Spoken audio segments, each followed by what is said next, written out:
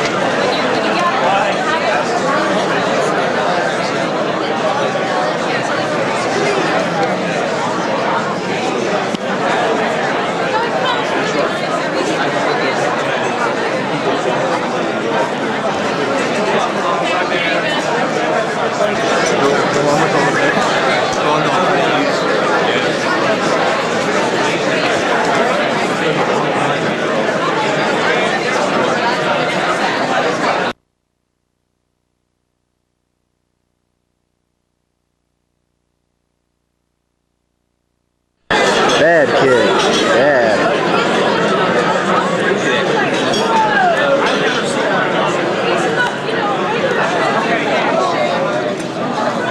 This is really packaged still.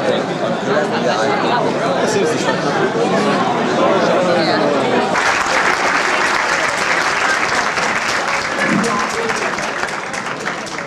On behalf of 3H Enterprises, I'd like to welcome you all to BotCon 2002.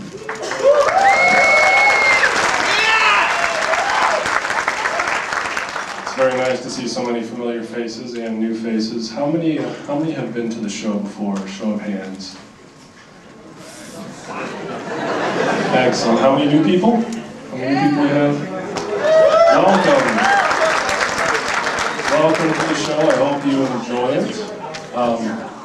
For those of you who are brand new, just a little bit of background. The room that we are in right now is the entire area of the original show back in 1994. This is it. This is all we had. That room over there was the collection room, and this room right in here, this all was open. These three sections were open. The dealers were in here. There's a little bit of art back in here. The panel area with the viewing was up in there. And this is all we had. And the amount of people we had here is less than half of what's sitting in here at the dinner. About 175 people back in 1994. And it's gotten pretty big since then, and for that, we all thank you. It's been pretty cool. It's been pretty cool.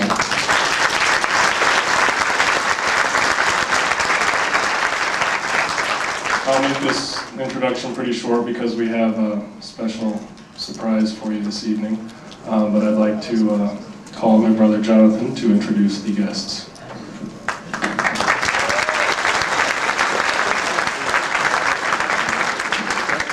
Good evening.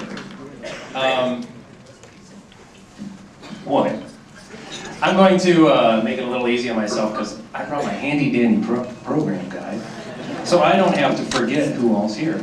Some of the people are real easy, but they're all important. They're all great folks, and I am going to ask that they stand as I call them out. Hope that doesn't disturb you too much. The first group of people we have is from Hasbro Toy Group. So we have two guys. Oh, come on.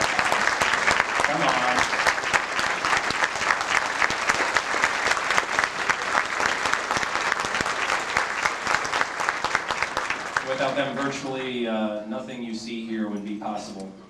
So we thank you very much. The next group of folks, I'm not going to call everybody out by name, but it's Dreamwave Productions for the...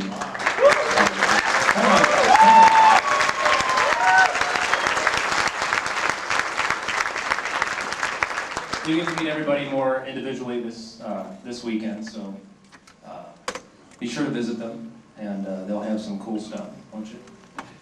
Cool stuff? Kind of cool stuff? Okay. Going in alphabetical order to not show favorites to everybody. What? Well, I thank their parents for that. From the Robots in Disguise show and the voice of Armor High, we have Richard Epcar.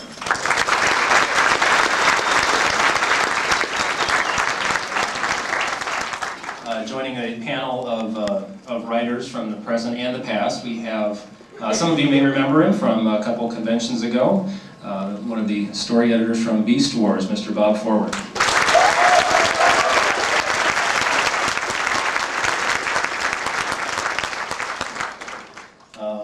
I'm going to call the next one out special because he did do some other stuff too. In addition to being involved with the Dreamwave staff this year, he also worked with the original comic book series and also worked on the Beast Wars cartoon, Mr. Simon Furman.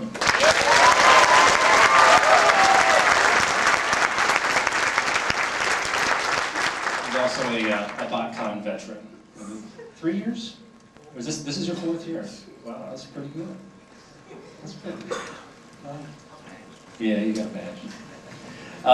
Continuing with the RID, no, I'm sorry, that's not RID. Ooh, this one goes way back. The G1 TV show did Rodimus Prime, Hot Rod, 8-Face, and Fireball, Mr. Dick Gautier.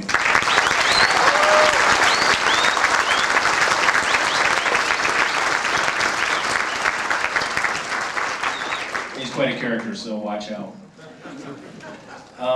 From Robots in Disguise, doing the voice of Optimus Prime and Roach War, Neil Kaplan.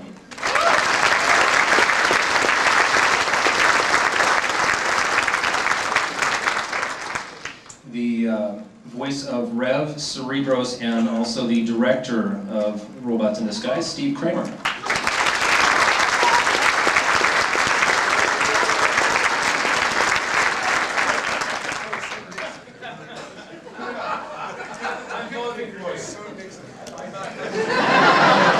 And they're going to be doing that all weekend. So. Our next guest is a unique, has a unique heritage, I guess. That's a good word. With the Transformers story. He's the only voice actor to work on the original G1 show as well as Robots in Disguise. He did Trax Cosmos from the old days and Hot Shot and Ironhide in the present, Mr. Michael McConnohie.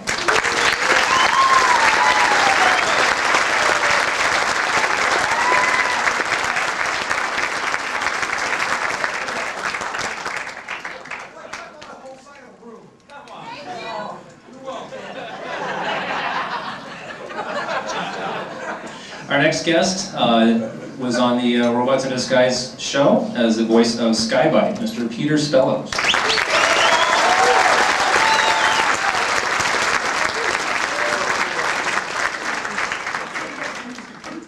The last guest who is in attendance at the moment, who has actually arrived so far, is the voice of the Robots in Disguise Prowl character, Mr. Wankus.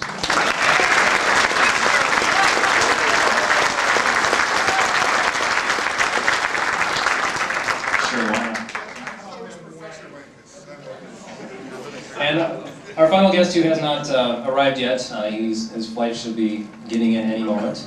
He did the voice of Grimlock from Robots in Disguise and also was the writer of the series, Mr. Tom Weiner.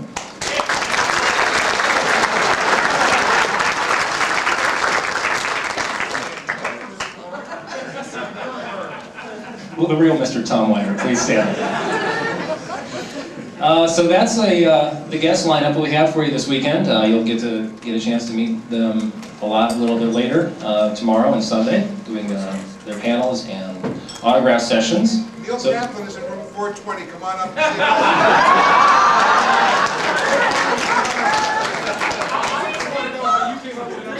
I don't know. That's something. Get used to it, folks. It's going to be like that all weekend. So, Out of control, it's only the dinner. yeah. So, without any further ado, I'll introduce the third H of 3H Enterprises, and who's going to discuss a little more of the weekend, Mr. Glen Hallit.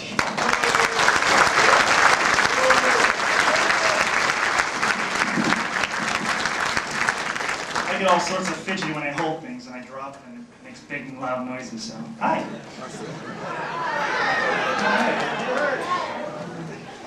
So I think so far we have an assortment of merchandise that we've been developing over this entire year, and I think you've seen part of it in your pre-registration packets. We hope that you kind of like what we've done so far. We try to get some nice freebies in there for pre-registration.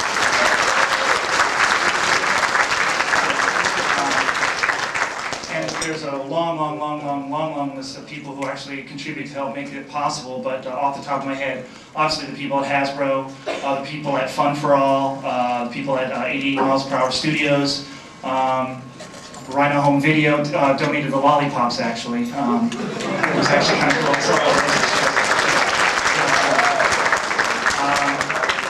And an assortment of people. We'll do the proper thank yous when I'm probably less nervous slightly or hyper. So without further ado, we'd like to show you the unique offerings that you probably haven't seen for the most part. The first item we've done is in commemoration of the Beast Wars series. We've done a postcard set that's bound with 30 cards, each one attributed to a unique, obviously, character from the TV show. So it was done very nicely. Text specs were written by Roger Glass, who did some writing to us for us. So you might know him as Kangu online, so he did a great job. Number 2 is our toy exclusive number 1. It's another character that recurs in the comic book, which was inked and colored by Dreamwave, penciled by Dan Kana, and it's basically Wreckers Part 2 called Betrayal, and you get a free mini car with it, which is the Bumblebee redeco. Her name is Blake.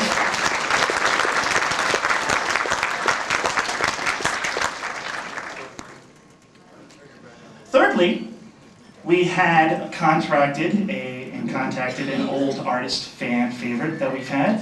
His name's Andrew Wildman, and we asked him to do an RID piece for us this year, and Dreamwave colored it. And basically, Carl's going to take the opportunity to show you a unique style that we've been playing with for a little bit this past year. And essentially, it's Optimus choking Megatron. So.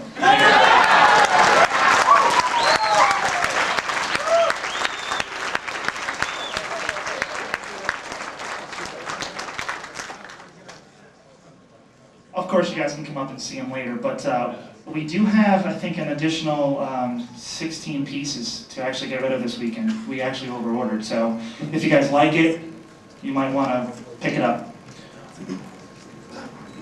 Fourth item was done by Dreamwave Productions as well, as Carl shoots rubber bands out. And essentially, it's a litho of our seat, actually, which is very nice.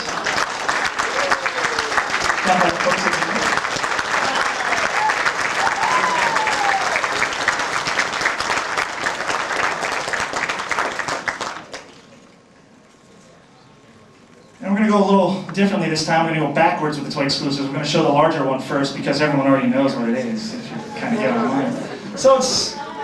Oh, what? Oh yeah, we already know. Okay. There are 100 signed lithographs for the RC piece, so those will be for sale as well. It's the standard, you know, signed and numbered. It's nice. Thank you. Thank you. Oh, and we have Cyclonus.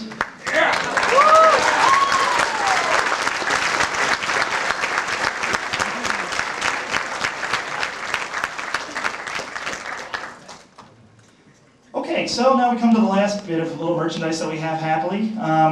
This guy's a little weird to describe, and you have to kind of read it, and you have to read the comic book to understand where he came from. But essentially, we wanted to do something a little different, push the envelope a little bit more, and with the kind and gracious assistance from the people in the design and engineering areas at Hasbro, we've decided to redeco Knight/Cheetor with some glow-in-the-dark deco. and his name is CAT-Scan. He's a medic in the comic book. The thing that's kind of cool about this is this box is, if you're familiar with the Sandstorm book box that was built in '99, if I remember correctly, I'm a big fan of making sure that the packages are kind of interlinked in the story. This is actually a data pad mock-up, and when you open it up, there's a lenticular card that shows him downloading its mainframe artwork, and we kind of download him in the motion card.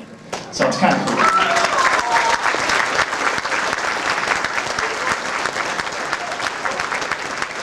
Well, you'll have to come up and see it. It's kind of cool. But that's what we have so far for the merchandise. So there's in addition to some old stuff, but this is the unique merchandise that will be available starting tomorrow at 8 a.m. Now, as we continue to go forward, I just want to make a couple more announcements, and forgive me if I kind of spaz all over the place because my mind's going a mile a minute. I want to make sure everything is taken care of. Number one, pre-registration toy pickup for everyone that's pre-registered, earlier on the forums, begins at 1 p.m. tomorrow. So we'll be closing the booth down from 12 to 1 to open up, well, when you go in you'll see a large amount of toys that everyone pre-ordered. So we're going to be opening those up from 12 to 1, and everyone will be able to pick them up at 1. That's number one. Number two, well, we've got good news and bad news. So since I'm a bad news first type of guy, basically two things. One is we had to cancel the scavenger hunt for the city kind of thing, because the toys came in kind of a little bit late, and we had to make a judgment call whether we wanted toys for the con or the contest for the con, and we chose toys. So I hope you folks all understand that. It was a little heartbreaking because it's a cool idea, but unfortunately.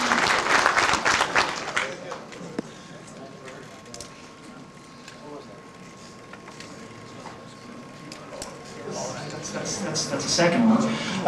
Also, in case you folks hadn't noticed, we were supposed to have had the Unicron statue for pickup this weekend. Unfortunately, there have been some production delays and shipment delays in customs, so hopefully we'll be getting those in the next couple of weeks. However, I think Hard Hero has brought boxed samples of Unicron to show the buying public. We are still accepting pre-orders for those, and this is a great time to pre-order your statue and get in on the fun before they go out of sale. Let's see, what other things do we have? 3H Enterprises has been decommissioned. What? You're probably, what the? We finally got a license from Hasbro, and we're now called 3H Productions Incorporated.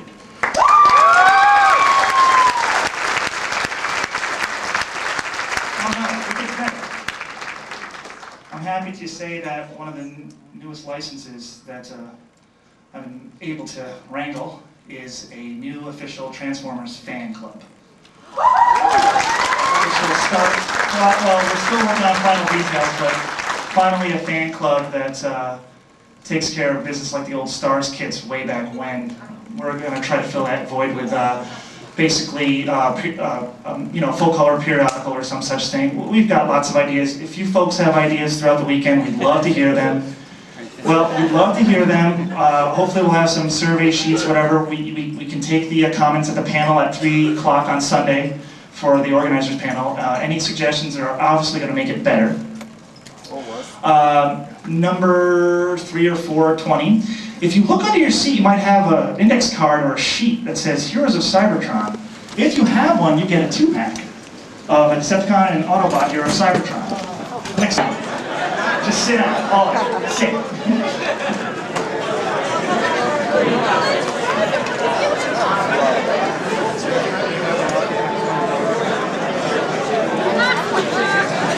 I can't help to think that I'm forgetting a bad news type of thing, which is kind of, I'll probably remember it tomorrow at 8 in the morning. Oh, that's right, that's the bad one, thank you. That's my lovely wife, Dawn. We are not going to be able to do toy pickup this evening for pre-registrants like we typically do. We apologize for that. However, on August 23rd at 4:30 p.m. Eastern Standard Time on the Cartoon Network, a new Transformers TV cartoon series called Armada will be debuting. Fortunately for everyone here today, we have the first episode in a rough cut, like little time counters and stuff, that we're going to show on the screen instead.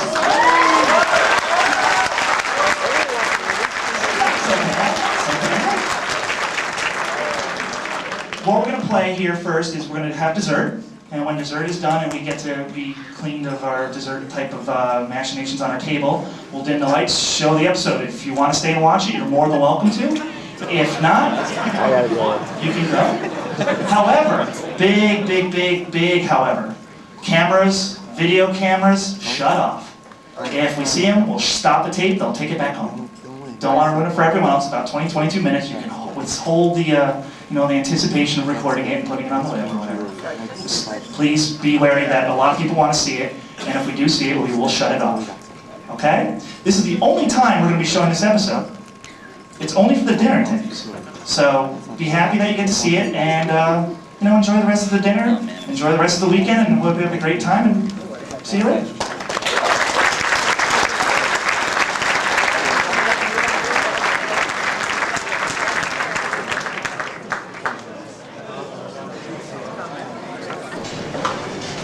Here we are, guys.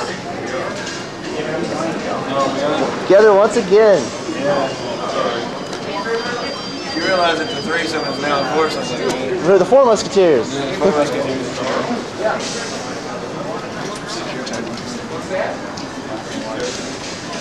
Oh, they got nice. They've got nicer ones this year. Yeah, they're not too bad.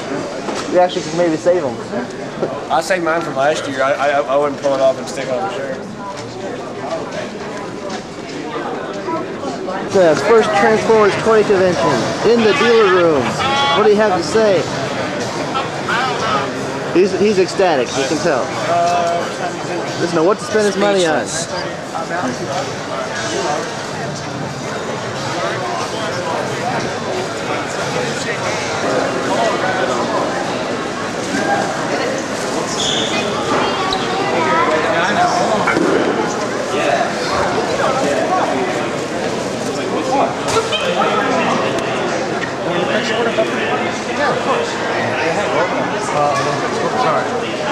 Good. Then I saw verticals. Go look at it. So many people. Yeah, Butch. Push me out of the way.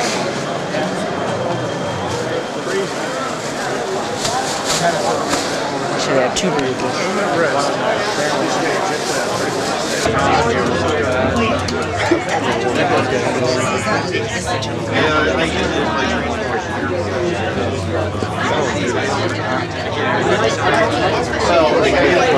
I would have called David's autograph last year.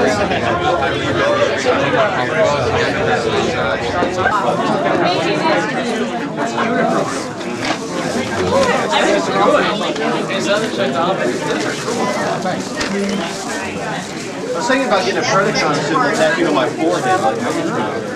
I don't think it would go over well. I don't think a human can pull that off.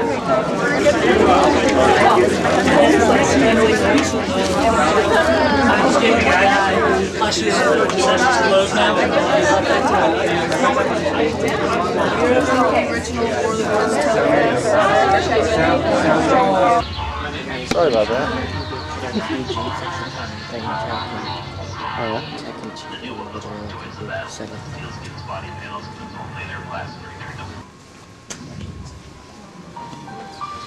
Yeah, that's better. I want to catch that 2 o'clock Hasbro presentation. I've never caught it all the years I've been here. I've always been in the autograph room. You almost missed it again. I know. Thought it'd be okay having it, at noon.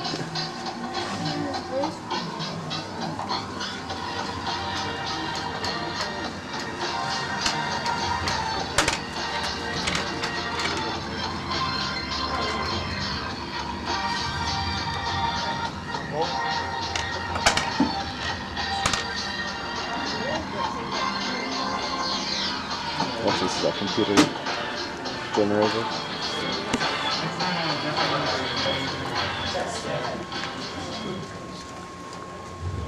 See if you do draw stuff now. You come in here and draw stuff and put it in here.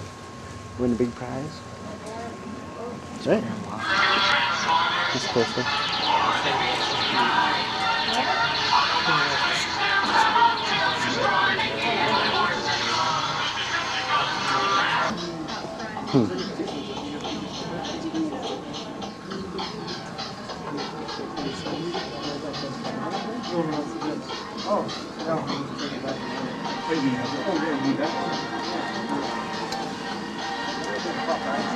Yeah, we'll do that. We're just working on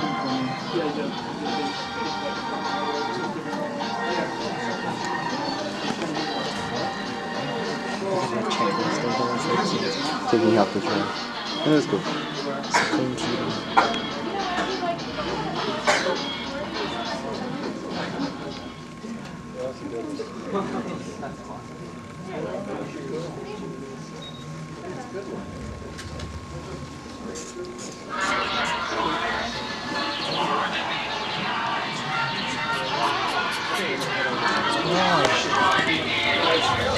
You see that one before? See, that's one of the categories for art too. It's costume contest. Probably. This is all art contest stuff now. That's one of the categories is costumes.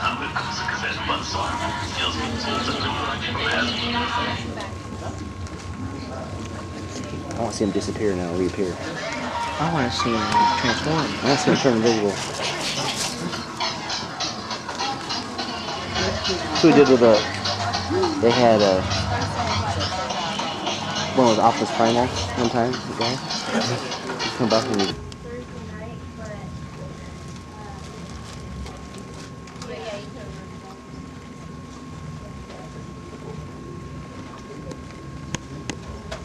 dragons.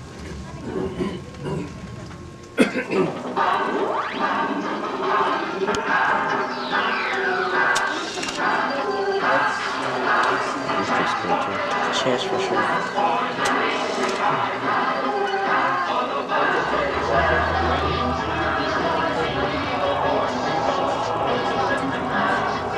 That'd be fun for chess to play.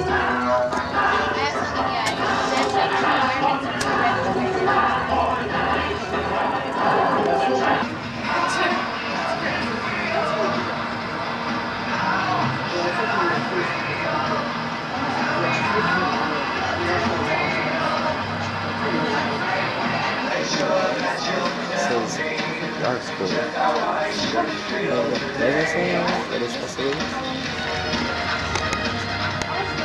Hercules mask they spotted on Heracles, you put. It was supposed to be $500 for yours.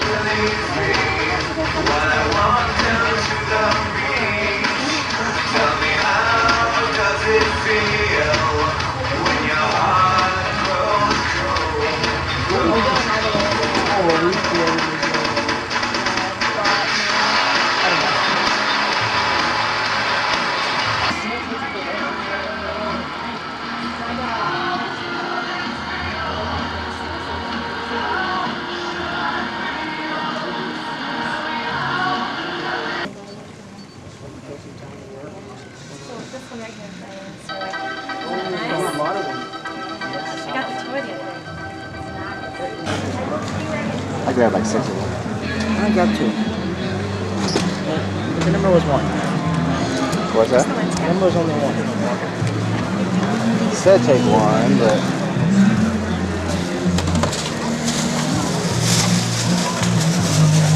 Any continent. Japanese? Japanese.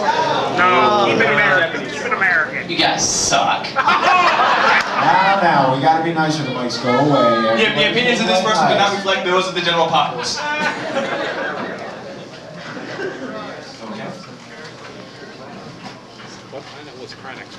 When any voice actors show up, let me know. Oh, yeah, we're not gonna as soon as they show up, I'll come run back and grab the mic out of your hand. Don't worry about that one. Please, thank you. You want to let me take your question? I doubt it.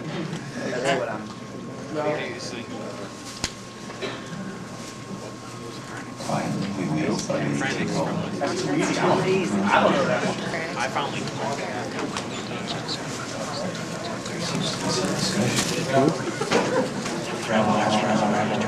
gonna be time for my autograph session before this thing starts.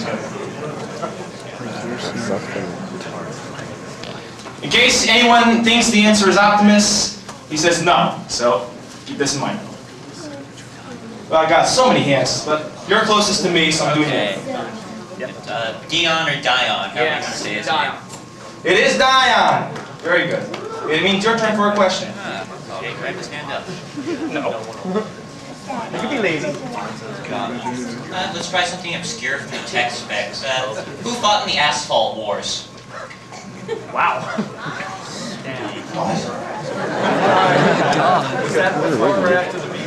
Alright, the Asphalt Wars. Can you give us a hint? It was a pretender. It was a pretender. I got a few people, so I see people here. Brave folk. You come all the way over here. How the hell do talk show hosts do this all the time? Hello. I'm guessing Groundbreaker. Is it Groundbreaker? No. Ooh. Close call. We have another person here. Vroom. What do you say? Please repeat. Vroom. Vroom, yes. It is Vroom! Wow. Wow. That is level 3 on the level, I think. I have no idea what that level goes up to, but it sounds like a level 3 question to me.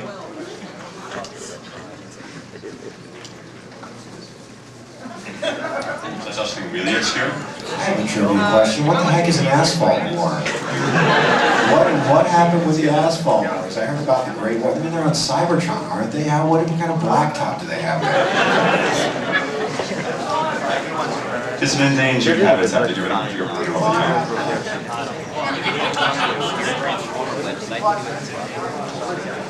Oh, how about this?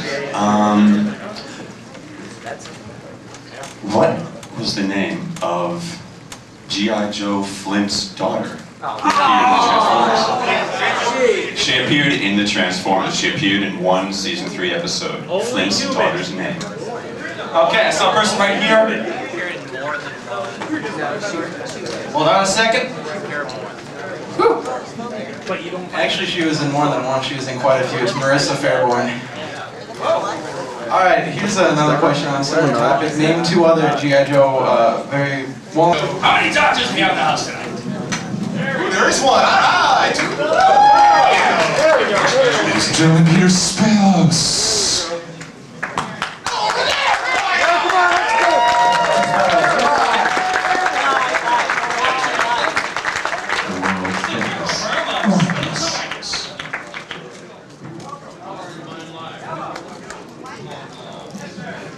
And yes, you too can go to a barbershop in downtown Fort Wayne and get the Wankus. Can we get a working microphone for Mr. Gautier, please?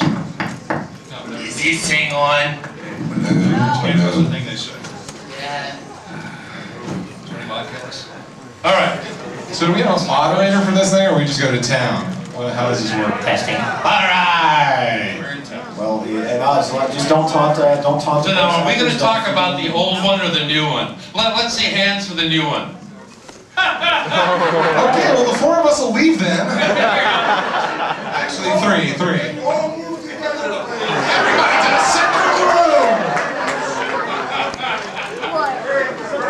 Wait, the guy in the back. Let's forget, let's just all do a wave and go home. Kick, this is not Los Angeles. They don't do waves here. I mean, sorry. You got class. Okay, so what? The topic is G1. Is that it? Yeah. Okay, question from the floor. Okay, well, let me get this straight. How many actors were in both G1 and Robot Wars? One. And which one was that? That one! Michael McConnohie!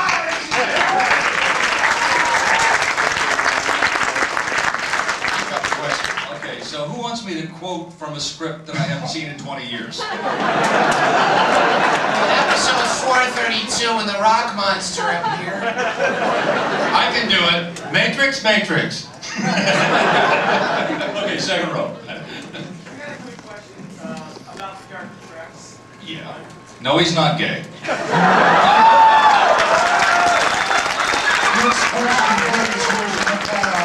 Next question, please. He thinks he does protest too much. However, Rodimus Prime is. Listen to that.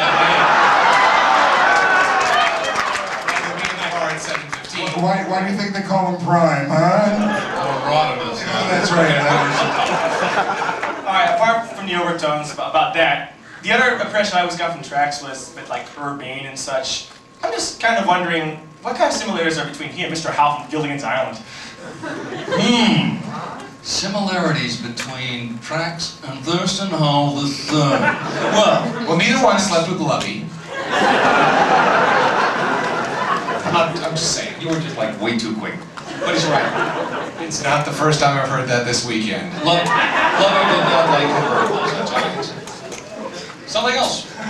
Sir? And they're written down. Sorry, we only have time for two.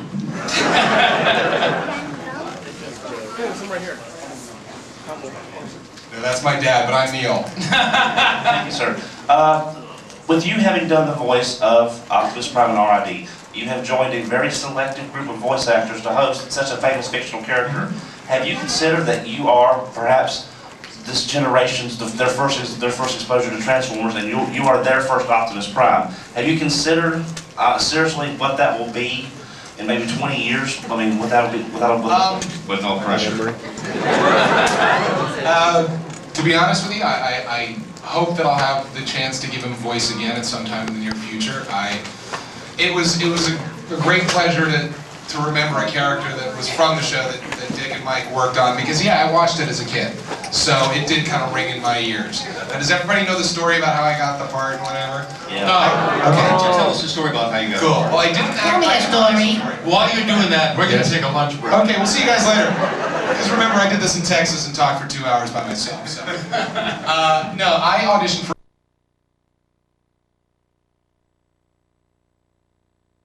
The order would be, will you please take that change bin away? I scratched my fender again!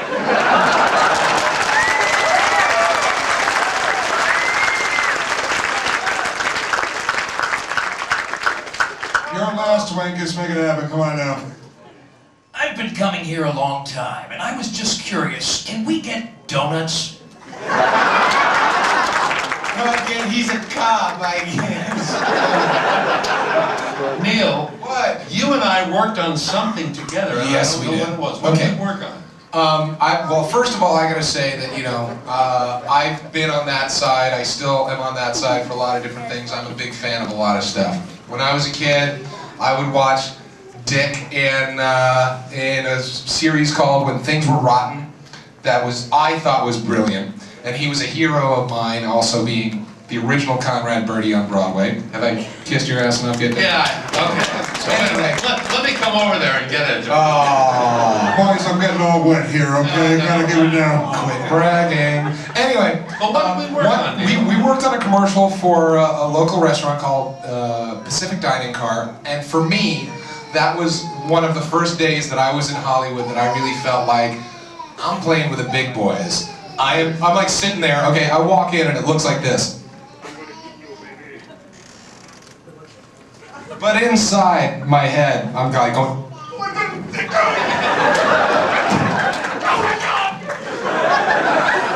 so that was a real big thrill of mine. Dick and I actually have the same voiceover agent, so I run into him every now and then. And just recently he started remembering me, so I'm really feeling flattered. Man with a microphone. Hi, met some of you guys last night, Wankus. Oh, don't bring up last night. Don't worry, we have tapes. Okay. And I really enjoyed Robots in Disguise. It was very lighthearted. It was fun, and it wasn't something you could really take seriously. It was something that you just watched because you enjoyed it and because it was hilarious. And basically, this is for Peter. Could you all give us a round of who's the smartest shark in town? Look at the room singing first. Who's the smartest shark in town? Who's the biggest guy around? Skyfight, that's me. Let me tell you something. when the episode came, there was a page worth of parentheses in it. The moose away. Apparently Michael was new. Put the moose away. There is no moose in Robots in Disguise. Put the moose away. That was usually how I can't speak for anyone else, but I don't mind making love by myself.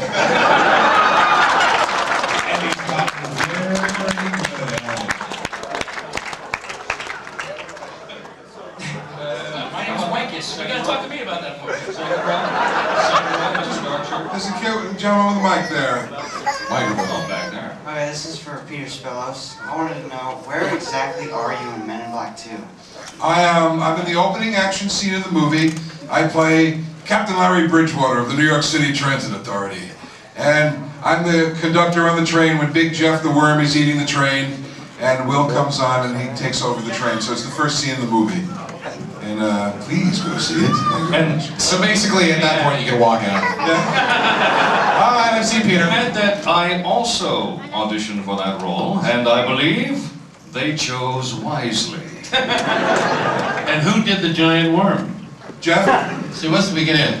You gotta be sincere. You gotta be sincere. That was one of the songs from Bye Bye Birdie. The only one that I did, no, let's not hear that. Stop it, you're not sure. Don't do it if you don't mean it. I love you, man. I did introduce a song that became sort of a jazz standard. I don't know if you guys know it.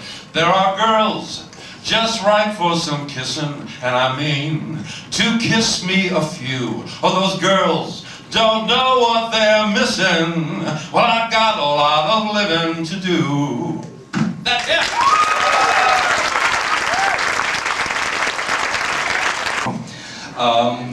But the scripts were usually very, very good, thanks in large part to the efforts of people like Bob Forward. The direction of Wally Burr, who, although Wally Burr was known for taking his time to be sure we got things right. He was a taskmaster.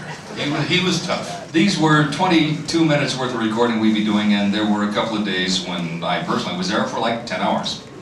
In fact, I was a member of the Screen Actors Guild negotiating committee during one of the things. Were you there? Or no? No? Okay. But several people were there, a lot of voice actors, and I got involved in this because we went on strike. Because of the fact that they would have us in for 8 to 10 hours for a half-hour show, which was usually really unnecessary. And some people were losing money because they had 2 or 3 jobs in a day, you know, to do that and then do a commercial and then do something else. And we had, in fact, got it reduced because of Wally Burr. Only Wally Burr who directed us to 4 hours, a 4-hour limit. God bless you, Wally Burr. So you have us. Do you remember that, Michael? Absolutely. And it was because of him, because he really, he wanted you to imitate it. Now, we love Wally, and he's a very talented man, but unfortunately, he would have you do a reading, what, 20 times? Do you think that they'd like to be remembered by? I didn't work with Scatman, did you? Yeah. Oh, you did. Well, then you speak on his behalf, because I don't know. Scatman was really, it's always said this way, but it's the truth. He was one of the sweetest men to walk God's earth. He had no harsh words for anybody. He was there. He was always an uplifting spirit, and as an actor, he was extremely giving. He was always concerned that what he was doing would help you in what you needed to do. And actually, he was. You want to rehearse? You want to rehearse the scene? Fine, thanks, Catman. You bet. And I am quite privileged to have been able to work with him and with a number of others, but there are a couple of people, specifically Scatman, who, to me, coming from a whole different venue of entertainment, and he was so wide and varied in his talents. He was so self-effacing. Wide. I'm sorry. I got confused. He was a very rare human being. So was Chris Latta. Yeah.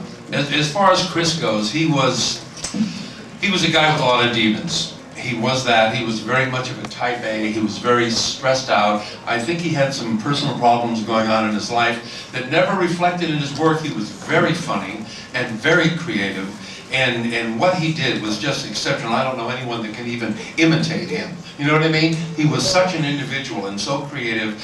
And we all felt bad because he died so early. And I always had the, I don't know what he died of. I always had the feeling that he died of stress because he was just really on the edge. You know what I'm saying, Michael? A great guy to work with and a sweet man.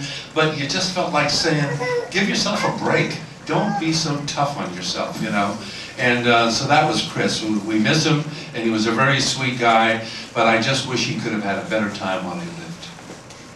575. They wrote most of those. They wrote all those for me, and I will do one now. Skybite is good shark. BotCon has made me very happy. Thank you for giving me love.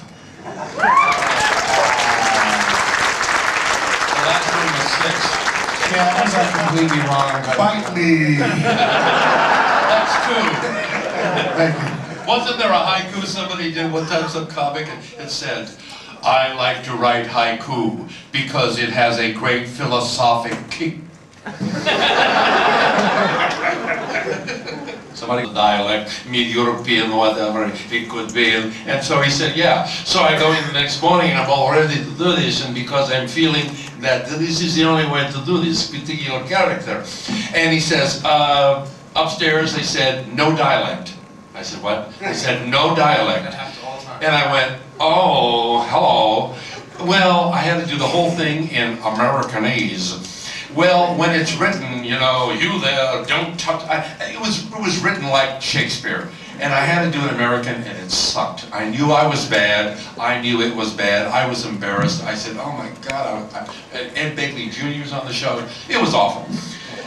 Bruce Lansbury calls me. Now, he calls me 6 weeks later, and I said, yeah, Bruce. And he said, we put it together, and he said, you know what? You were right. I said, what? He said, it needs a dialect. Now, I have to tell you, when you do a dialect, you open your mouth and your lips and your teeth very much because you are over-accentuating everything like this. You see what I'm doing with that? But when you speak as an American, we're sort of lazy and our lips are sort of like this and they don't move very much. So I had to then dub every word of this thing. I don't remember. We stand there honestly and read scripts as they come up, and it was 15 years ago, so you'll excuse me if I've forgotten the lines. You forgot 15 minutes ago, so. Yeah, If you want us to do lines, you have to provide a script and the appropriate postage. Yeah. No, it's a little tough to dig back and remember that. Yeah, because remember, I mean, we're not memorizing this stuff. We're reading it off a sheet. It's not like, you know, when Peter's doing a movie, you know, or Dick's on Broadway, where they're memorizing all the dialogue, and maybe 15 years later, a line may stick. I mean, this stuff... This was nice and everything, but I don't see a reason to fight over it. And he's got to go rent the tapes to remind himself of what he sounded like, so... I haven't heard myself do that in 15 years. I have no idea. Did I use my own voice? Yes. Yes. Well, let's do it. But it was a lovely idea. Thank you for bringing it up. It's fine ever. Probably went to costume contest as a kid. Hey, that's good. Yes.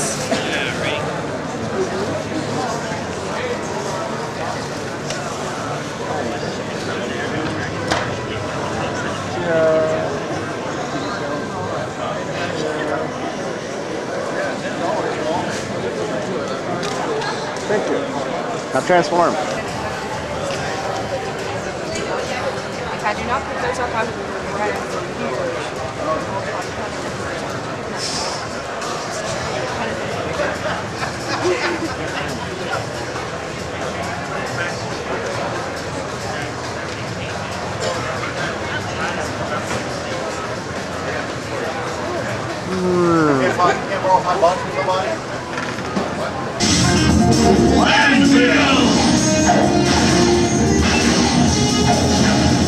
You guys want in on this? Full infusion mode!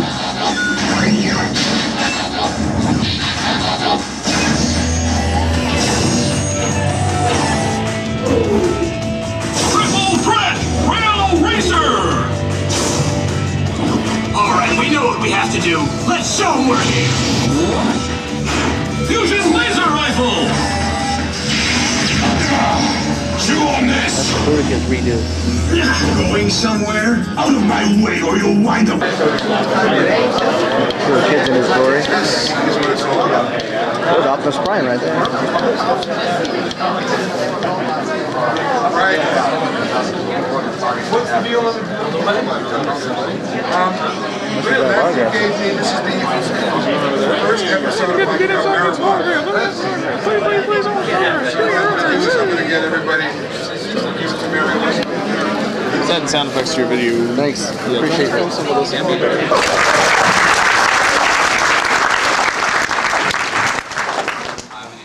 I am the production manager, and I try to make our voices come out on top.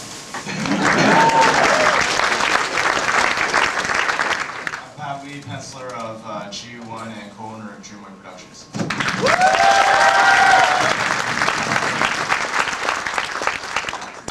I'm Adam Forche, and I get to do the boring business stuff.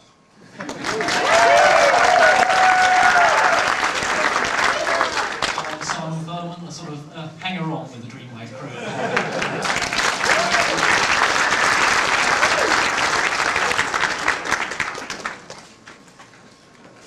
Do you want to just throw this straight open to questions?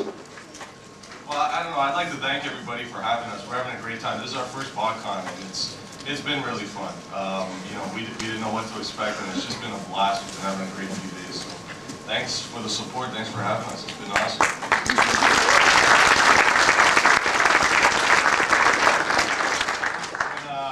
My brother and I, when we were like 10, 11 years old, we were, you know, producing Transformers the comic book when we were young, and I'd like to thank everyone for the support that they've had for Dreamwave, you know, with Dreamwave Productions and the future and hopefully.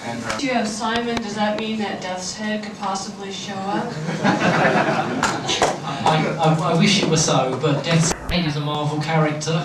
It'd be lovely to do so, but you know, maybe someday.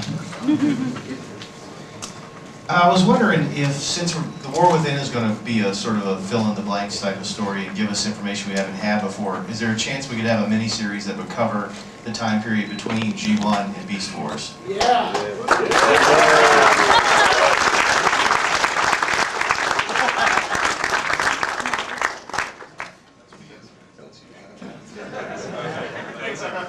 Good support. Okay. We want to take this license and use it in order to flesh out and look at the history of the Transformers. That means Beast Wars, Beast Machines, Rid, G1, G2, Armada.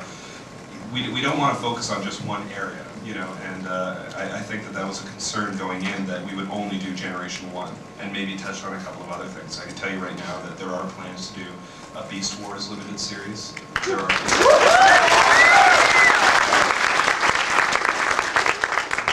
actually, Pat's a big fan of Rid, so we plan to be bringing that in at some point.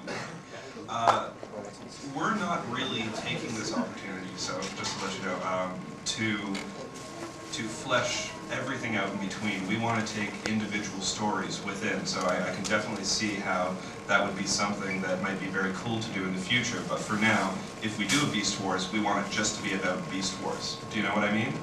We want it to be a story that's good on its own and that doesn't need Generation 1 as, you know, a helper for it. So I think there's tons of good stories out there, and we just have to create a blend that makes them work as best we can within each one and makes it really clear to new readers and welcomes them as well. And I think so far we've been successful. And you know, we're just trying to keep it up. That's the goal. We're not trying to aim for just the hardcore fans. We're not trying to make this so dumbed down that if you have complete knowledge of Transformers, you're going to be bored. It's kind of trying to find the middle ground, the middle road. I got a quick question real quick. I was just wondering if you guys could tell us anything about, I think it's called Sandscape, the one you guys are coming out this fall. I know it's not Transformers related, but it looked pretty slick. They combine, they get really big, because otherwise they're going to be some really big little guys. It's, yeah, there's definitely that. We kind of looked at it and said, well, you know, Megatron can transform into a gun. Why can't Devastator get really big? It's not fun when you have, like, you know, these incredibly small toys that combine to form a toy that's slightly larger than Optimus. It really doesn't give you a an idea of the immensity that really should be there with a character like Devastator. So we just wanted to make him big, big and alien. So yeah, we made him huge because it was fun.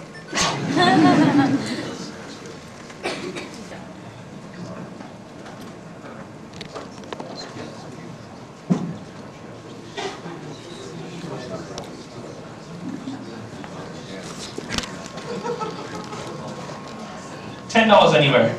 Is it $10? $5? What is it? That is a, we call it gas skunk here. They call it gas skunk too, don't they? I think so. Yeah, $5. I don't remember. Yes, gas skunk. $5 anywhere? $5. $10 anywhere. $10? $6. Is it $6? No one at $6. $6, thank you. $7. Anyone at $7? Anyone at $7? $7, thank you. $8. 8, 9? Anyone at 9? 10. 10. Whoa, 10. 11. Anyone at $11? No one at $11? $40 anywhere? $20. $20 for 4 pieces. 20. 25. 25. 30. 30 anywhere? Anyone at 30? No one at 30? You get it? 30. No one at 45? 45 at the front. Thank you very much. $50. And it's just $50. No, $50? Thank you. 55 anywhere. And it's just 55. No one at 55? $50? 55 at the front. Oh, we'll catch that one. 55, thank you. So $60 anywhere. $60? No one at 60. 55 come out the front, thank you. Saberback, wasn't it? Sling? Sling, yes. Sling. Dimetrodon. I pronounced that right. And then we also have Power Hug. Okay.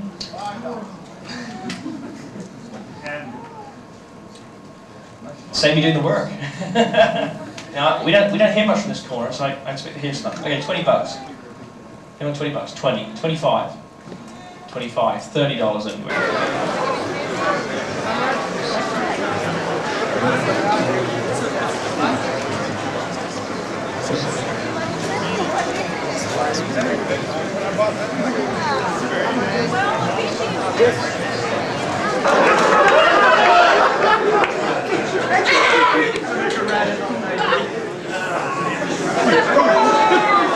I don't know what was such cunning. Don't worry, he's alright. Okay, stop bidding it. $10, $20, $30, $40, $50, I'm out of breath, $50, 60, 70, 80, 90, 90. Gonna get the rack for 90. No, at the back, 100. 100 at the back. 110. 120 for this famous rabbit. 130. How many nights did it kill? Loads of nights. All the ones around the table. Where was we? Can you remember? 110? 130. Okay, it's 130. 140. Anyone at 140? No one at 140? 130. It's yours. Thank you.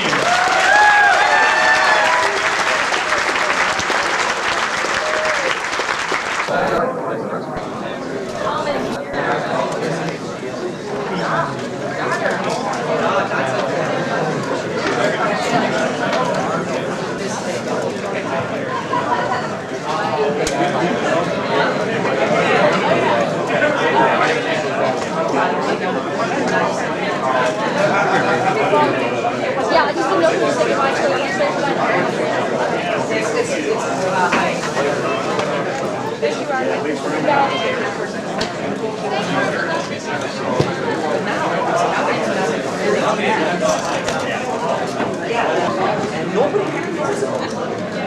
So like Brave Maximus. They never made Brave Maximus is like the Brave series is that's, I guess Brave is just it's like the title thing. It's also called You Show.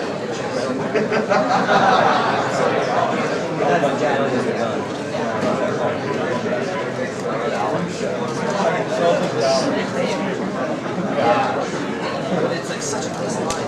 I guess he's got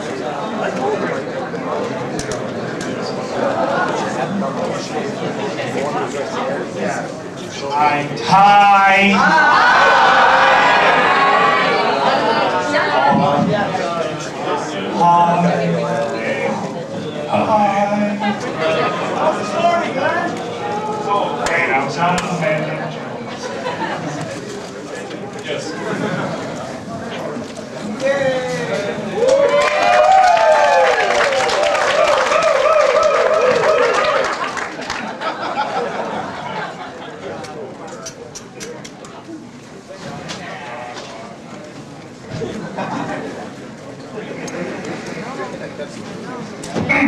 welcome to the, oh yeah, BotCon organizer. 2002. Yes, organizers panel.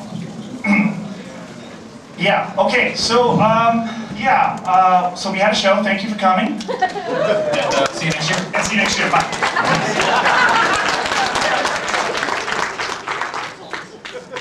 Okay, well, this is how it usually goes, right? We say some things, you say some things, they're all nice things, and then we can start answering questions and such, and we can go back and forth and such. I mean, there's a lot of stuff that we can talk about next year's show. If you have questions, that's called a hint. And, you know, if you have any comments about this year's show, or, you know, anything, really, just ask us anything. We're here for you. For now, yeah. Okay. So, question right here, Don. Wait, they have the microphones. Wait. Hold on, Don. Dude, you got it. Oh. Here, I know.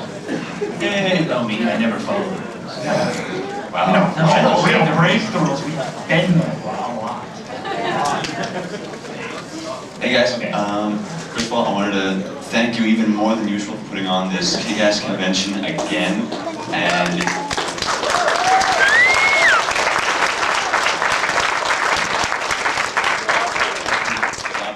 everyone can see you guys put in like a lot of extra stuff we hadn't gotten before, and it's really cool, and bring a lot of cool options. It's really great. I just want to ask 2 questions about some of the scheduling of events, and this may be totally of no consequence. If so, please tell us. Why were there no fan panels this year? And also, in the future, will pre-registrants once again be able to get their toys like after the dinner or after some like earlier event, and not like having to line up in the middle of the day? I thought you were prepping. Oh no, I'm not prepping on that one, dude. I'm kidding. You guys are. Well, the reason for the fan panels is basically because we didn't feel there was going to be enough time to fit that in with the amount of guests that we had and trying to get the autographs.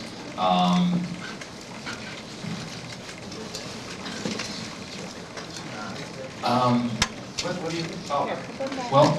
Well, you can't have fan panels without a suggestion. There was. Yeah, there was one that we were planning to.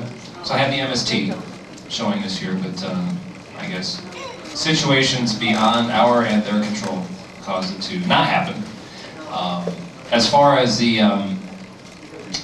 toy pickup in the middle of the day, it was something that we tried to do to make it easier on us, really. Trying to we got lazy. We're getting older and lazier. Isn't that cool? Don't you see it? No, you don't. Okay. No. You still look the same as you did yesterday. Thank you. No, we're just trying different things with the amount of people that are coming in. We're trying to do it a little different, hopefully maybe a little better, just to process the volume of people that we didn't think the methods that we used in the last couple of years would necessarily work as well. Yeah, that's really it. I mean, you have to do it once a year, and you always want to try something that you think is going to be easier on either the staff or the attendees, and some things work and some things don't. And doing the pre-registration toy pickup in the middle of the day on Saturday was an attempt. Well, it's twofold. One is, and I want to answer this even before the question comes up. You know, we had an idea to do a limited edition animation cell from our Armada from the first or second episode. And that was going to be the dinner exclusive, a nice little framed print, similar to the posters and stuff that we did earlier. The problem with that is, as soon as Cartoon Network picked up the show, there were some licensing and legal issues where we couldn't do that. But by the time we knew about that, it was about April or May. That's kind of quick to turn around and turn on a dime. So Hasbro said that they would bring the episode anyway. They were trying, that English dub was done the night before.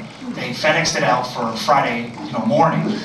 And then what we did was we got a Minicon and a Supercon. Now, also, by the time we looked at the shipment schedules from Hasbro's warehouses, the Armada toys shouldn't have hit until either this weekend or next weekend. So at that point, if no one had it and they got 2 Armada toys that they've been waiting for forever, it would have been a cool thing to match with the episode they saw. Unfortunately, it came out before, and it was kind of redundant.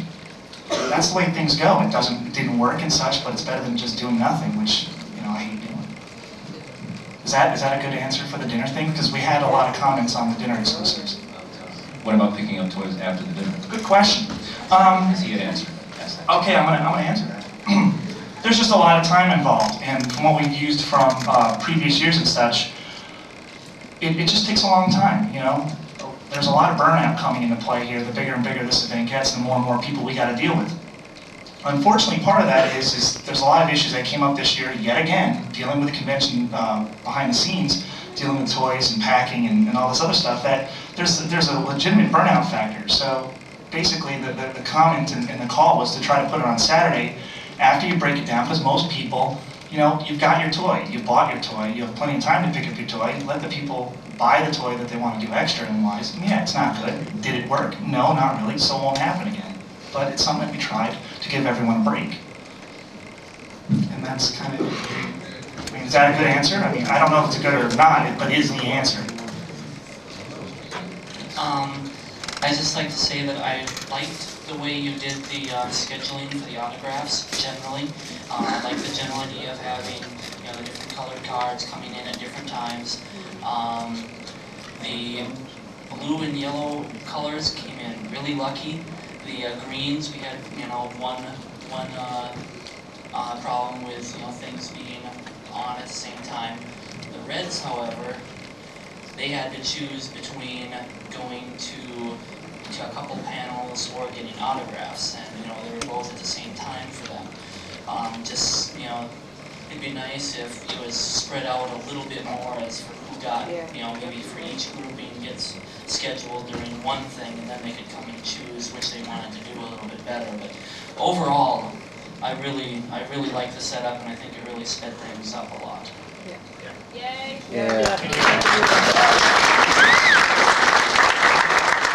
Comment for that, of course, because I'm always going to have a comment on those things. He can't not comment. I've noticed that over the years. The color thing that we did, there are a bunch of issues that you might not be thinking about when you're doing that. Unfortunately, red was, I'm not going to say screwed, but red had the short end of the stick.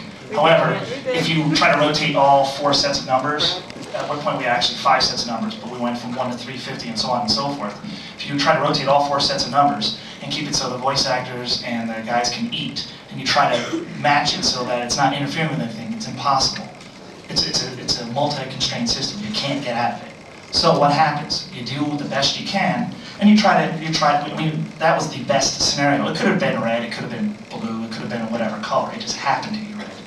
The thing I would like to comment on is we see tons of lines every year with people not being able to get autographs. In fact, when you look at Wizard World, Comic-Con, or something like that, most of the people don't get autographs because you see 100 people and that's it for the weekend until the next day. We're trying to do the best we can so that everyone gets an autograph, which is not seen that often. Sometimes it works, sometimes it doesn't.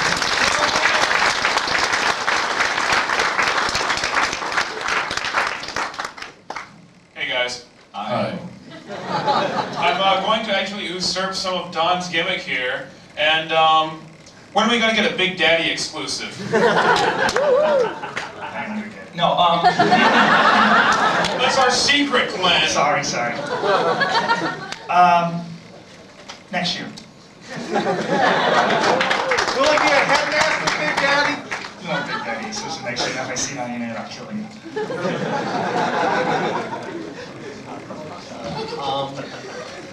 You guys did a very great job in your 3 years. Love it every time you come here. The one thing I noticed that you do, which usually falls flat, is when you try to organize any games or activities. It seems like people don't know what time it's going to go on at all, or they can't even find it. I would either say do something like a game panel, which is at a set time, everyone come in, they can play the game, or just cancel them all together, since it seems like the ways. Comments? Okay, so what happens is the game stuff is done last because we have other things to worry about that we think are more important. Toy exclusives, guests, a lot of scheduling, trying to do multiple events because the game shows in and of themselves are limited in scope. Not everyone can play. That's the unfortunate part, okay? What happens is we usually try to push those off until the last, probably the last month, I would say, which is probably the most horrible time to be doing anything regarding any sort of new and creative stuff, in case you want to know about that. Because you got the 4th of July weekend coming in, you got toys that haven't shown up until 2 days before the event. Oh, did they say that? Yes, they did come in 2 days before the event this year. We packed 1,500 toys in 6 hours. This is hard. The reason why it wasn't as bad as last year is because Cyclonus was already boxed. But the problem is, when things like that happen, it shoves everything else out of the way, unfortunately. And we have a lot of good plans for a lot of different contests. We just have to try it again next year. I mean, we really like the contests. The contests are cool, but again, sometimes there's staff limitation issues. We might be opening up a volunteer policy next year, which we'll have to develop and think about, because we just don't want 1 billion people coming in to volunteer. However, there are some staffing issues with it. There's some familiarity issues with it. And, you know, we'll try it. Although a scavenger hunt in Chicago would be pretty funny.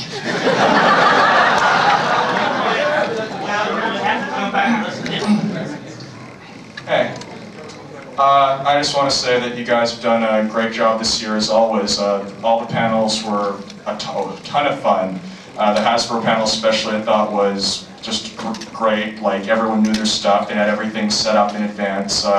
I really would like to see that G1 Megatron in blue and orange.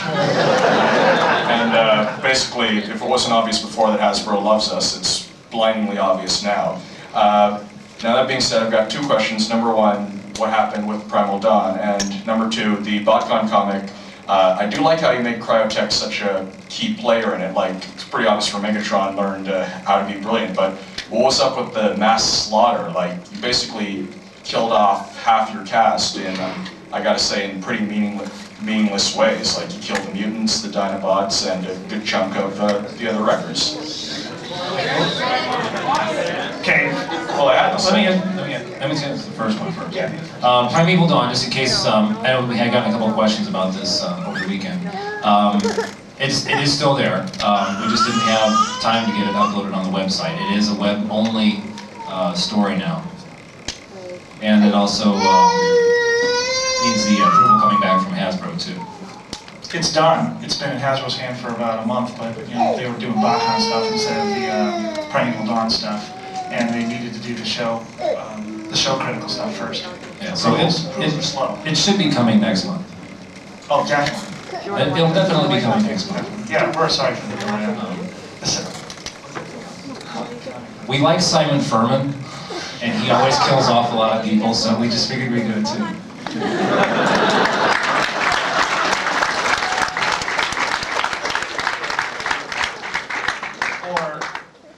Basically, one of the comments and criticisms that people had of last year's book, and not to say that this year's book was any reaction to what people had as far as commentations and such, but there are a lot of characters. A lot of people said there are a lot of characters in the Records book, and they had no characterization and lots of fluff and no stuff and lots of setup and no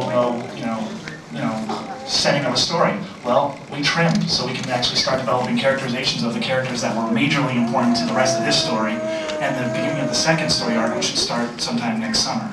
Okay? Mutants and Dinobots, there was a plan for them. The plan just kind of didn't really work out as far as the rest of the story, so they died. They had to go.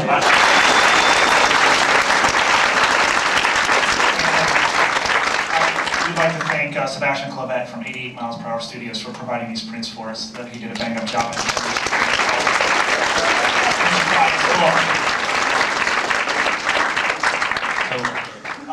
Well, we're going to pass these out. I mean, hopefully we have enough. Yeah, Don's going to pass them out. Hopefully we have enough for everybody in the room.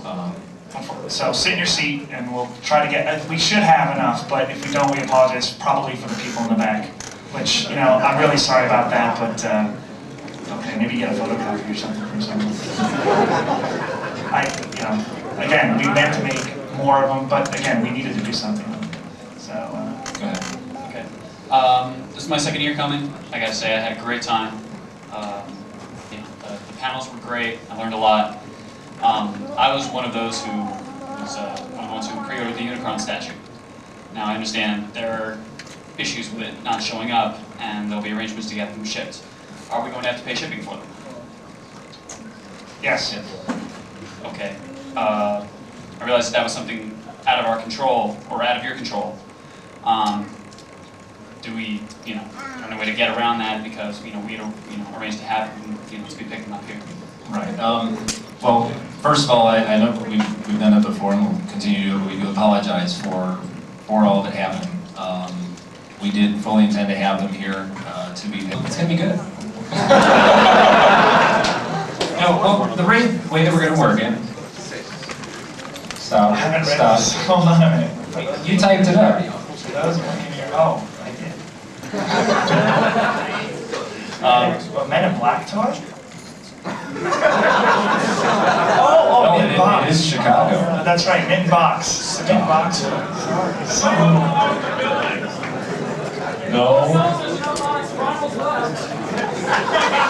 He's gonna read Ecodonics Primal. How many are missing? No, it's an experiment. We're gonna try it, see how well it works. Basically, when you reserve your room at the hotel listed on the back of your program guide, you will get a toy for the room. Not for each person that's in the room, but for the room for both Friday and Saturday night. So it'll be the same toy for each night. So there'll be two of the same toy if you stay both nights. If there's two people in the room, you each get one for each night. If you octuple up, you're screwed. Or at least all but one.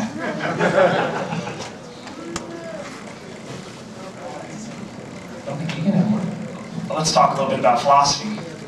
Okay, we've been trying to put BotCon into a major market city, and the show's growing, but not at a pace to actually match a major market city, larger airports, etc., etc.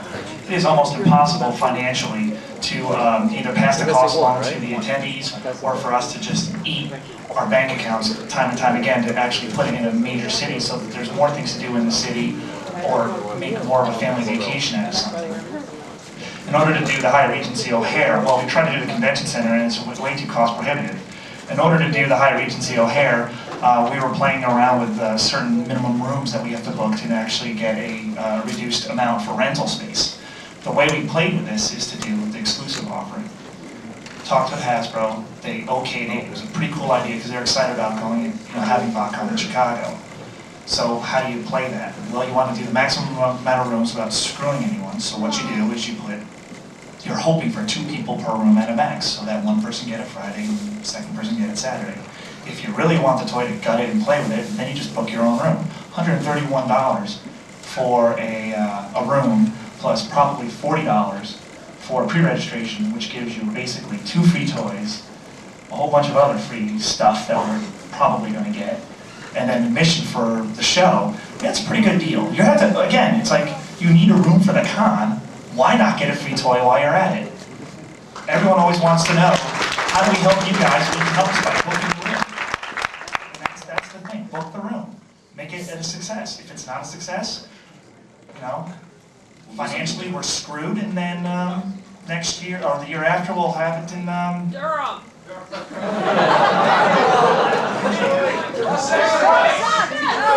I was going to say in your backyard, but that's forget that. Don't say the A word, right, Waukee? I know where it is. No A word, you know.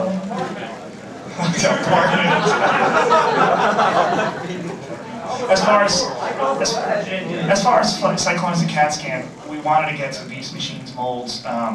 Other options, we could have any option. I mean, right? Alpha Trion, we could have done. Fractal. What would he been? Oh, it would have been a Star. Yeah, see, I didn't do it for Star. We did Jetstorm. It's a good toy. And then CAT scan, because that was a pretty cool mold. Make him supreme.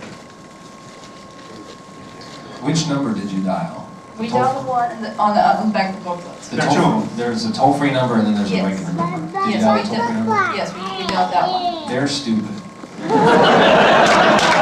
was say confused. There's obviously a discrepancy. We have to call them up and figure out. FYI, the 847 number gave me the same story earlier today. Oh, really? Yes.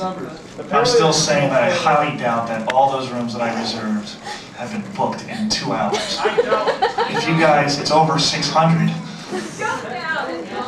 They say 600 Hotel rooms on my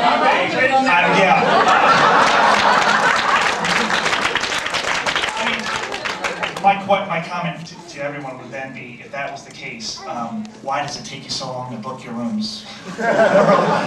This year and the previous years. Aha! Or why does it take you so long to register? Yeah, that too. Okay. 600 registrations in a week is not Two of those big post office mailbox, those little white crates that you carry around and full of registrations on that Monday after the deadline.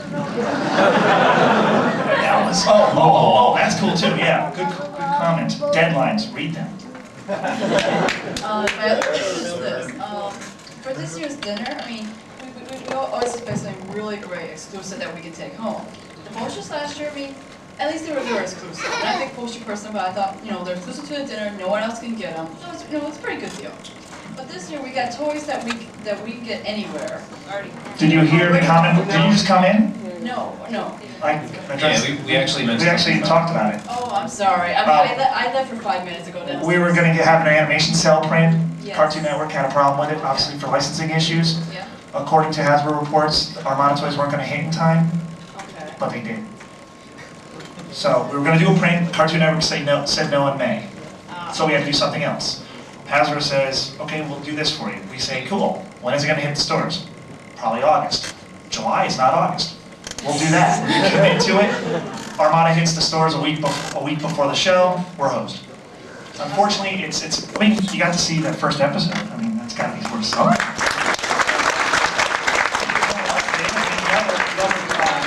We had 2,100 people here. The other 1,800 people didn't see something you saw. Yeah, it'll come on August 23rd, but we do what we can. It was worth $60. Well, let me elaborate a little bit on some of the other things that we One of the other options that we tried after we found out the cell was not going to come, we tried to get, well, it was the idea with the grab bag. We had the idea of the grab bag in mind for a while. It's just what went into the grab bag. One thing that we tried to get was Stormjet. Get enough of them just for everybody, but Takara wouldn't break them out of the assortment. They would produce them separately. Another thing we tried to do was get the Heroes of Cybertron, the little PVC figures for everybody, because we knew that they were going to be limited. Hasbro was out of them. They only shipped us like, what was it, five cases? Yeah, 60 pieces. Right. So we had to revise that, and that's why everybody, just certain people at the tables got them. So we were scrambling for options, and what ended up happening was pretty much all that we could get. It wasn't as good as it has been in previous years, but that's about all we were left with, honestly. Who's got the mic? Right there. Yes. On the scavenger hunt, exactly how are you going to have that work? Like, what were you going to look for, and what is the size of next year's free exclusive? Have you seen The Amazing Race on CBS? That would have been it. We would have sent you to Alaska. No, we would have sent you around town with clues dictating location to get more clues. You would have had to answer a ton of trivia questions to actually spell out the clue, which directs you to another one, and it would have looped you all over the city. Eventually, you would have come back to the hotel. Gee, we'll do it next year. Oh, okay. That's something. Thank you. We're going to loop you back to the hotel next year. You come to Fort Wayne. 2.5-hour drive. So you just got to read a little bit. And that's all we're saying. That's all we're going to say about it. It's going to be mid-box. It's not going to be keychain. It's not going to be. It's not going to be a. It's not going to be an import. It's going to be a brand new, redecoed, maybe remolded, exclusive. Next question. And it won't be stretched. Who's got the mic? Back there.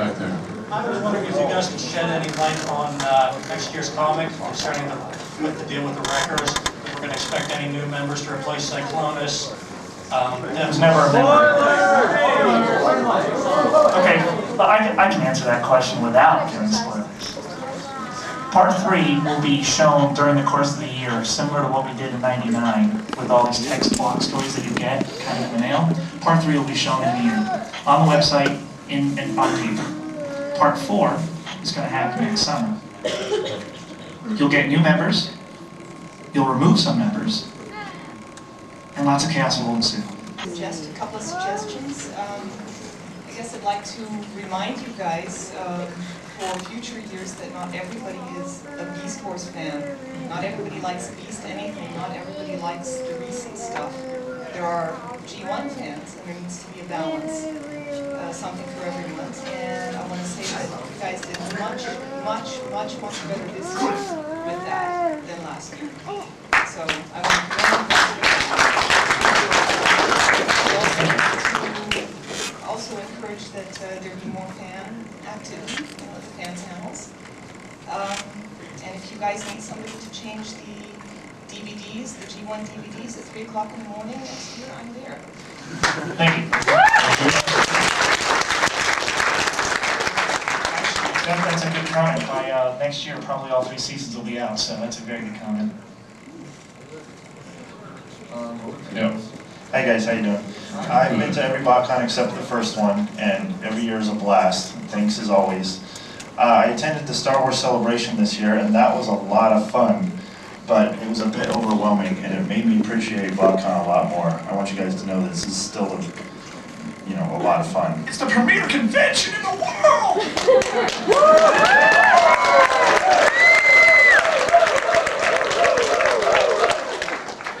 My question is, are we any closer to getting an exclusive toy that's actually an exclusive mold, not just a recolor? An entirely original mold, like it's never been released to retail or anything even close. Pardon?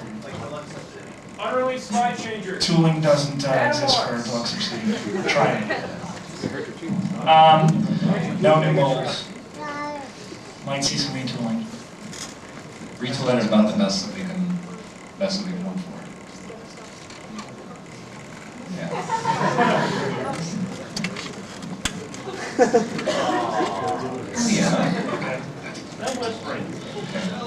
Yes, exactly, right. Yeah, you'll get redecos, right? Yes, retooled redecos. And then your expectations are going to be low, and then we come here, and it'll be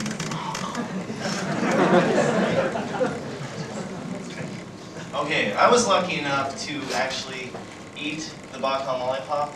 You know, a lot of people are saving it because it's... You actually ate it? You're supposed to lick it. That thing's like 8 inches thick. Your teeth, man. Well, I licked it. It was really good. Was it great? Was it great? It was great. But what we were trying to figure out is what flavor it was. At first we were like, it's citrus, but then we're like, no, it's totally berry, and then we're off on this beer. So we're just, do you guys know what flavor it was? Yes, it was supposed to be a mystery meat flavor. It was kind of stuck in the garage for a long period of time when he got to it. Or it was Optimus Prime flavor. Yeah. I think it's supposed to be white grape. Yeah, well, it was good, and I hope we have, maybe next week we can have like BotCon beef jerky or something.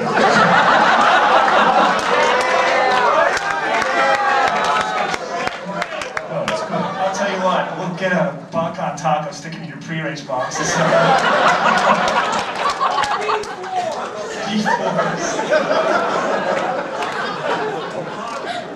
Actually, I want to thank Rhino Home Video for supplying those with us. That was very nice of them.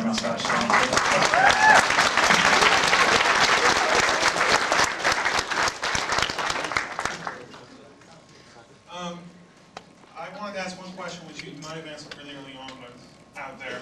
And one other question. The first is, do you have any plans to do any stuff in the future on Saturday nights? Because for many of us in Fort Wayne, without a car, there's not much to do. And my other... I'll know next time. My other question is, the last one I was at was, I think, 98 in Anaheim, and I think at the time you guys were not officially affiliated with Hasbro. I wanted to know if anything had changed in the interim and how you guys go about setting up a show and what it means. Well, the Saturday night thing, the scavenger hunt had actually been about the best thing that we had planned for that. And when that got reduced and then eventually eliminated, that left you to do, hang out in the lobby, talk to people. Yeah, and don't get angry about it. We met some people last night that were really angry. Yeah. Mr. Wankus. You don't like Mr. Wankus. Okay. There's just some angry people about doing that. No, not with Wankus. No, just having an event. I don't know. It's the expectation. See, that's the danger when you raise the expectations. People's expectations. Do you want to dance? Okay. Dance? Can you dance now? We're gonna have ballroom dancing next Saturday. I have to waltz. And that's why we're not dancing. I'm reminded of our Arsenio Hall show, Dog Pound.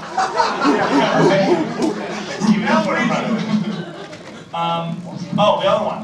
A license was issued, finally. Demonstrative teacher. You should see me teach, that's all I'm saying. Next year, Carl's going to be running a panel for how to play against the Coalition Crusade. Yeah, there you go. We'll take a couple more questions and we're going to announce the art contest winners, and then we'll try to wrap it up so people have some more time to buy in before we close it. So one thing, I will tell you this. Oh, there you go. There you go. See? No, I guess I didn't tell you this. One thing I was planning for this year, I just didn't have time to get it worked out for the dinner. At some point, I want to share my talent with you folks at the dinner sometime and play for maybe 20, 25 minutes. Explain what your I play talent saxophone. Thank you. I play saxophone. I play classical saxophone, and I've gotten two degrees from Indiana University in Bloomington, saxophone performance. Who was that? Where? Outstanding.